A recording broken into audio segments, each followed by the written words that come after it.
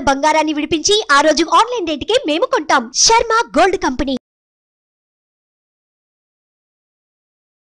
నమస్కారం, నేను మీ జాహ్నవి. అందరూ బాగున్నారు కదా? బాగున్నారని బాగుంటారని మనస్ఫూర్తిగా కోరుకుంటూ మరి సూక్ష్మంలో మోక్షం ఈ ప్రత్యేక కార్యక్రమం ద్వారా మనకున్నటువంటి ప్రతి సమస్యకి చక్కటి సొల్యూషన్స్ మనకు అందించడం కోసం మనతో ఉన్నారు ప్రముఖ జ్యోతిష్య వాస్తు పండితులు, జ్యోతిష్య వాస్తు శిక్షణ నిపుణులు, లలిత ఉపాసకులు బ్రహ్మశ్రీ నానాజీ పట్నాయక్ గురువు గారు. మాట్లాడేద్దాం. నమస్కారం గురువు గారు. శ్రీమాత్రే నమః.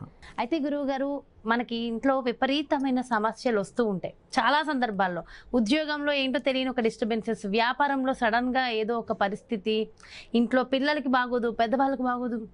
అలాంటప్పుడు సో అందరం ఖచ్చితంగా అనుకుంటాం మన జాతకంలో ఏమైనా తేడా కొడుతుందా, లేదంటే ఇంట్లో వాస్తు బాగాలేదా, ఖచ్చితంగా చెక్ చేసుకుంటూ ఉంటాం. ఈ క్రమంలో అసలు ఈ కారణాలు ఇన్ని జరుగుతున్నాయి, దీనికి వాస్తు కారణమా లేదా మన జాతకంలో ఏమైనా ప్రాబ్లమా, అసలు ఎలా తెలుసుకోవాలి? అన్నీ చూస్తున్నా సరే ప్రాబ్లం వస్తుందంటే దానికి రీజన్ ఏంటంటారు? సింపుల్ అమ్మా, దీని గురించి పెద్ద టెన్షన్ పడక్కర్లేదు. అమ్మయ్య, ఫస్ట్ ధీమా ఇచ్చారు. ఫస్ట్ వాస్తు ద్వారా వచ్చిందా, జాతకంలో ఉండే గ్రహాల వల్ల వచ్చిందా అని ఎలా తెలుసుకోవాలంటే, మీ జన్మజాతకంలో దశ మారినప్పుడు వచ్చింది అంటే జాతకం వల్ల. Point number 1. గోచారంలో ఏదైనా పెద్ద గ్రహాలు మారుతాయి మనకు, ఒక్కోసారి శని గురువులు మారుతారు. అలాంటి సమయంలో మీకు ఏదైనా అప్పటి వరకు బాగున్న సిచ్యువేషన్స్ మారాయి అంటే, రాహు కానీ కేతు కానీ శని కానీ గురువు కానీ మారినప్పుడు మీకు ఏదైనా ఇబ్బంది స్టార్ట్ అయింది అంటే జాతకము. అది ఎలా తెలుసుకోవాలి మన జాతకం? మనకి ఎప్పటికప్పుడు మనం యూట్యూబ్లో చెప్తూనే ఉంటాం, గురువు మారాడు శని మారాడని. సో అవి చూసుకుంటే సరిపోతుంది. ఒక్కోసారి మంచి కూడా జరుగుతుంది, ఎప్పుడు ఇబ్బందే కాదు. గురువు మారాడు మంచి కూడా జరుగుతుంది సమ్ టైమ్స్. ఒక్కోసారి గురువు మారాడు, గురుబలం తగ్గుతూ ఉంటుంది. అప్పుడు ఏం చేయాలి? ఓహో, గురువు మారినప్పుడు ఇలా అయింది కాబట్టి దానికి శనగలు ఇవ్వడం. శని మారాడు, తెల్ల నువ్వులు బ్లూ కలర్ వస్త్రం ఇవ్వడం. రాహుకేతులు మారారు, మినుములు సిమెంట్ కలర్ వస్త్రము, ఉలవలు మల్టీ కలర్ క్లాత్ ఇవ్వడం. ఇట్లా. లేదా ఒక్కోసారి దశ మారుతుంది, దశాఛిద్రం అని ఉంటుంది, అంటే దశ ఎండింగ్లో కూడా కొంత ఇబ్బంది పడుతూ ఉంటాడు. నెక్స్ట్ మహాదశ బాగుందో లేదో చెక్ చేసుకోవాలి. దశ ఎండింగ్లో చెక్ చేసుకొని మీరు నెక్స్ట్ దశకి ముందే జపము, దానము, లేకపోతే ఆ దేవతా ఆరాధనకు సంబంధించిన పూజ చేసుకుంటే అది క్లియర్ అయిపోతుంది. ఇది జ్యోతిష్యానికి సంబంధించినటువంటి అంశము. అదేవిధంగా ఒక్కొక్కసారి ఏమవుతుందంటే, మీకు పడనటువంటిది ఇంకోటి ఏదో చేస్తుంటారు. అంటే చిన్న ఉదాహరణ చెప్తాను చూడండి. ఒక వ్యక్తికి స్కూల్స్ కాలేజ్ ద్వారా ధనయోగం ఉందనుకోండి. స్కూల్స్ కాలేజే ధనయోగం, కానీ ఆయన ట్రాన్స్పోర్ట్ కంపెనీ పెట్టాడు. ఇతనికి వచ్చే ధనయోగం అంతా గురుత్వ సంబంధించిన ధనయోగం, జూపిటర్ మెర్క్యూరీ మీద వచ్చే ధనయోగం. ఆయన వెళ్ళి వీనస్ రిలేటెడ్ బిజినెస్లు చేస్తున్నాడు. ఆయన జాతకంలో వీనస్ పాడయ్యాడు. అప్పుడేంటి, మీకు దశలు మారక్కర్లేదు, మీరు ఇల్లు మారక్కర్లేదు, గోచారం మారక్కర్లేదు, మీరు పెట్టకూడని దాంట్లోకి వెళ్ళారు. ఓకే, వీనస్ పాడయ్యాడు. ఈయన వెళ్ళి ట్రాన్స్పోర్ట్ కంపెనీ పెట్టుకుందామని 4 కార్లు కొనుక్కున్నాడు. అక్కడ ఇబ్బంది స్టార్ట్ అవుతుంది. సరైన డ్రైవర్ దొరకకపోవడము, లేకపోతే సరే ఏదో కంపెనీకి కారు పెడితే వాళ్ళు డబ్బులు ఇవ్వకపోవడము, యాక్సిడెంట్స్ అవ్వడము జరుగుతుంటాయి. అంటే ఏమిటి, వృత్తి మారాడు, ఈ నడుస్తున్న దాన్ని కాకుండా ఇంకోటి ఏదో వేలు పెట్టాడు. అలా రకరకాల బిజినెస్లోకి ఎంటర్ అయినప్పుడు కూడా అతనికి పడనటువంటి బిజినెస్ ఉన్నప్పుడు ఇబ్బంది వస్తుంది. సో అప్పుడు ఓకే, ఈ బిజినెస్ నాకు పనికొస్తుందో లేదో చెక్ చేసుకోవాలి. లేదా ఇందాక నేను చెప్పినట్టుగా గోచార రీత్యా దశరీత్యా మారిందా, అంతర్దశలు మారుతాయి. ఒకసారి మహాదశ మారదు, అంతర్దశలు మారుతాయి. గోచారం దానికి కనెక్ట్ అవుతుంది, దానికి ఏంటి అని తెలుసుకొని చేసుకోవాలి. ఇది జ్యోతిష్ శాస్త్రరీత్యా.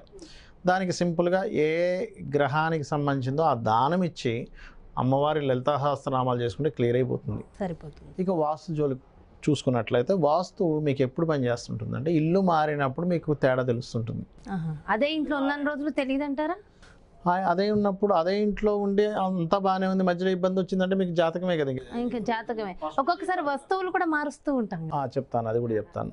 ఇక్కడ ఏంటంటే, ఇల్లు మారినప్పుడు తేడా చూపిస్తుంది, మంచి చూపిస్తుంది, ఒక్కోసారి బ్యాడ్ చూపిస్తుంది. అప్పుడు మారినప్పటి నుంచే బాగాలేదు, అంతకుముందు అంతా బాగానే ఉంది అన్నప్పుడు ఇంటికి ఏదో దోషం ఉందని మారిపోవాలి ఒకటి.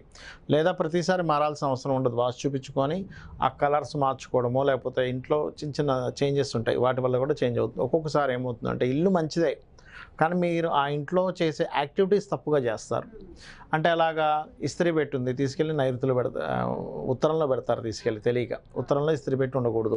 వాటర్ తీసుకెళ్ళేమో దక్షిణంలో పెడతారు, లేకపోతే ఆగ్నేయంలో పెడతారు. అగ్నిదేవుడి ప్రదేశంలో వాటర్ పెట్టకూడదు, వాటర్ పెట్టకూడదు. అండ్ దక్షిణ నైరుతిలో పెట్టవచ్చు, దక్షిణంలో పెట్టకూడదు, దక్షిణాగ్నేయంలో పెట్టకూడదు, ఆగ్నేయంలో పెట్టకూడదు వాటరు.